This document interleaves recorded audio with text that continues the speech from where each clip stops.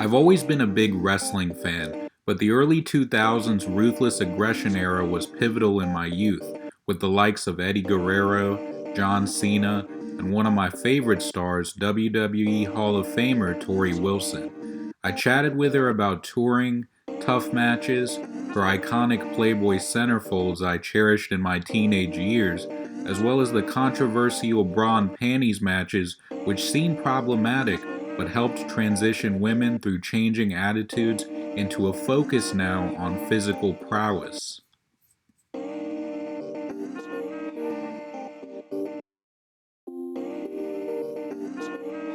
What's up, Gotham? Torrie Wilson here. All right, let me answer these questions for you. Favorite tough matches. Favorite/tough matches. I didn't have too many favorite matches. I guess my favorite matches were any match that I didn't screw up too bad. I was not a trained wrestler when I was wrestling. I never went to wrestling school, and hence I was always playing catch up when I was wrestling, which was very stressful. And the fans definitely did not let me forget that fact. For me, it was kind of like just trying to survive and have a good match and not messing anything up too bad. That was a good match for me. But I do love the match the last match that ended up being my last match, but I didn't know it was going to be. And it was a match against Victoria. She was one of my favorite people to wrestle because she could make anyone look good. She was really strong, and she was never afraid to let her opponent look good, which is super key in wrestling. Not everybody wants you to look better than them or look good. There were a lot of tough matches. Anytime I had to learn multiple moves the afternoon of a match and implement them was definitely a tough match and very stressful. And you can't even imagine how hard it is to go out in front of a crowd of 20, 30,000 people who are very critical and try to win them over. And man, I remember once I did Tajiri's springboard in a match, which I'm not a gymnast, and I had practiced it a million times during the day, and I did it in a match, but the stress, I didn't mess it up, thank goodness, but the stress that it brought me was, it was pretty bad. Loved going to Sydney. It's one of my favorite cities in the world.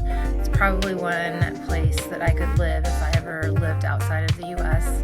The fans were always super awesome and loud there. Tokyo was another city that I loved going to. They love the wrestling in Tokyo.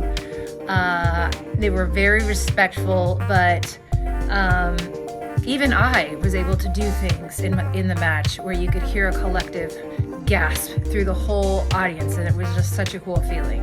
I always loved the small towns, where we would usually do the non-televised shows because they were just so into it.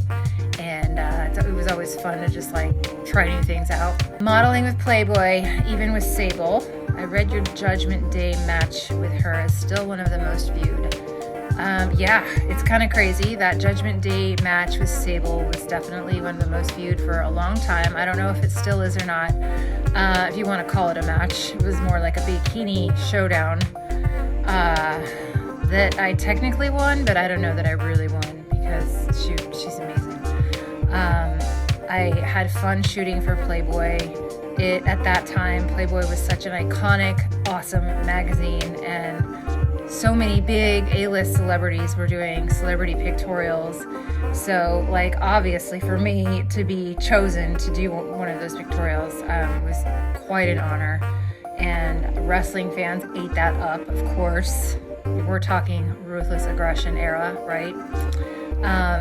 And even shooting with Playboy was fun. Shooting Playboy with Sable was also fun. Reflecting on the bra and panties era versus the women's revolution.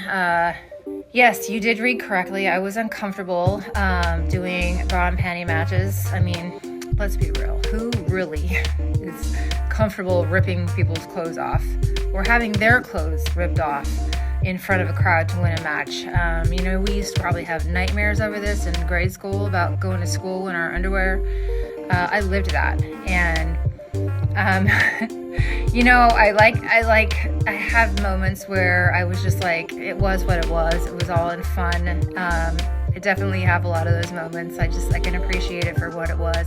But it was really hard to, we really wanted to be athletic and show that we could do things in the ring. And it's kind of like tying your hands behind your back when you're asking someone to wrestle and rip their pants or their top off and then continue to wrestle like an athlete in very skimpy bras and underwear. It's stacking the odds against you for having anything super athletic, but we sure tried. I don't know that I feel like a pioneer. I guess in some sense I was, because I was a part of that evolution. I feel like the evolution really showed up right after my departure. We had no blueprint when I was in wrestling. We didn't know really what our role was. Even the wrestlers didn't really know what their role was always, because there was never always room for us on the show. And if there was, it would quickly, our time would quickly be taken from us. So we just did whatever we could in the few minutes that we had to, hopefully win over the fans and do something that would make the powers that be want to, give us more time on the show. And for me, that meant a lot of bikini contests and bra and panty matches. They love that. The women in wrestling have long been neglected. In the late 90s, with the likes of Chyna, Trish Stratus, as well as Torrie, Lita, Stacy Keibler, and many more becoming superstars but still facing hurdles, a more refined and vested fan base emerged with a demand for in-ring showmen, or should I say showwomanship, that wasn't so sexualized. With superstars like Becky Lynch and Rhea Ripley paving that way, the era known as the Women's Revolution is thriving. I completely agree with Torrie that I can also look back, appreciate, and even try to replicate the millennium nostalgia of yesteryears, but also cringe and laugh with a dash of retrospection.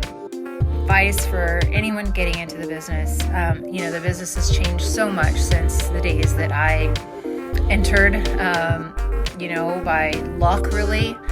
I think my biggest piece of advice would be to truly know who you are in your soul and have a good sense of self, because you are going to be told often that you're not good enough. Even when you've made it to the top, you will be told that you can't compare to a lot of people, and that right there is just one of the things that you got to deal with if you want to have a dream job in the ring. So aside from that, I would say make sure to train hard and be ready. Unlike myself, be very ready. Hopefully I answered all of your questions, Gotham. I hope you have a great day, and thanks for joining me.